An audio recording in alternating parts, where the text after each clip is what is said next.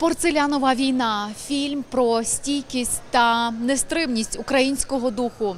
Фільм розповідає історії простих українців, митців, які попри страшну війну продовжують творити, аби їхнє мистецтво жило і аби у цьому мистецтві жила Україна. Форум ТВ сьогодні спілкуються з співдиректором фільму Брендоном Беломо.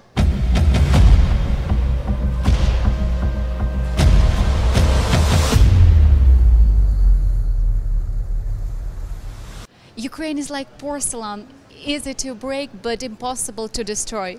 I have to say that I've had a privilege to watch the film already, and it gave me many emotions. And a couple of times I was feeling really emotional and even cried. So it's my pleasure to welcome you today, Mr. Bellomo, and thank you for your time for Forum TV.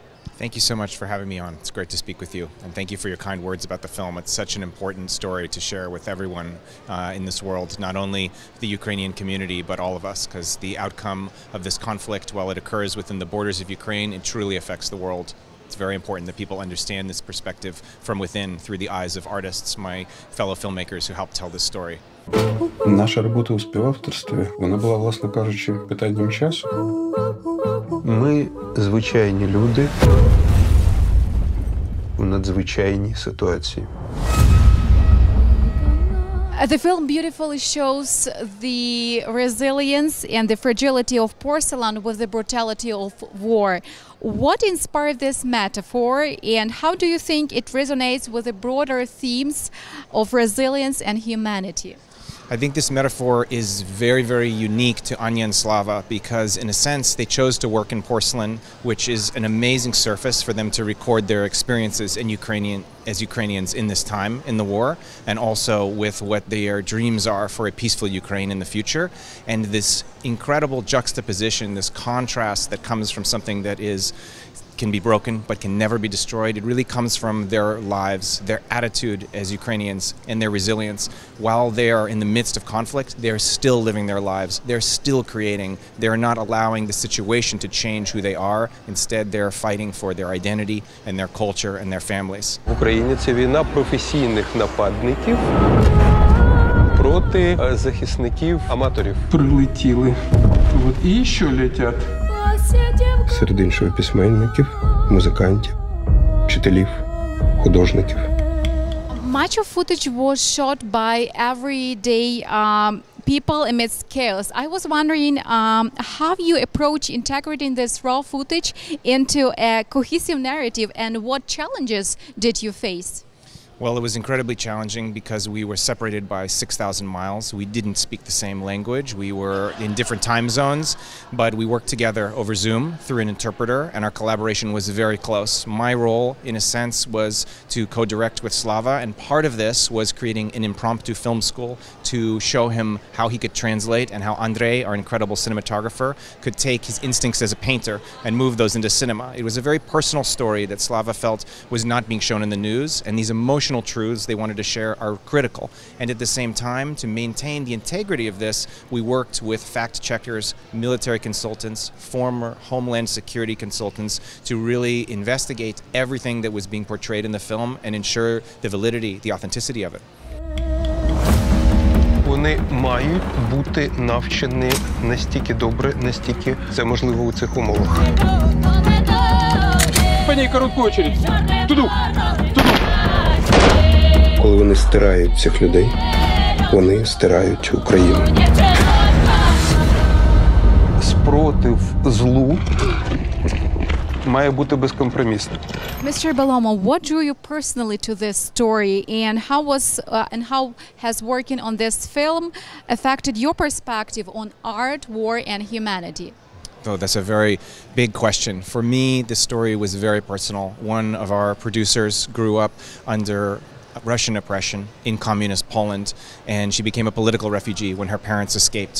She's Aniela Sidorska, my producing partner and my wife, and we met Anya and Slava years before Russia invaded, and the four of us began to work on an animation project. And then after the invasion, this collaboration shifted to share the story of what's happening within Ukraine.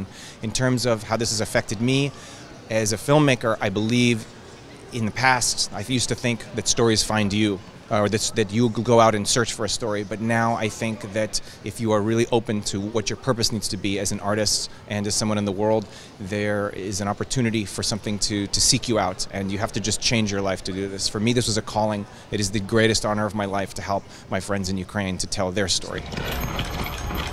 Тримайся, друже, заберемо тебе зараз. Держись, котик.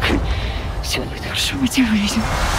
As a co-director, how did you and Slava Leontiev balance your creativity visions and your experience to craft the film's unique tone and storytelling style? Well, the style of this film is deeply Ukrainian. Because Anya and Slava are telling this from within Kharkiv, everything about this film we wanted to be very immersive. The soundscapes of this film were coming from small audio recorders that we sent so that they could actually record everything from the sound of crickets at night to explosions echoing through their neighborhood.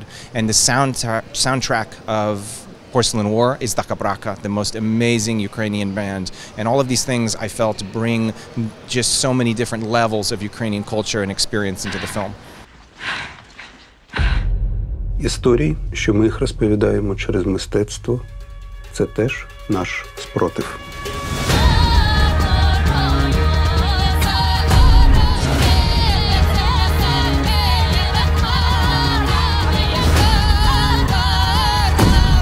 The film has already gained significant recognition, including the Sundance Grand Jury Prize.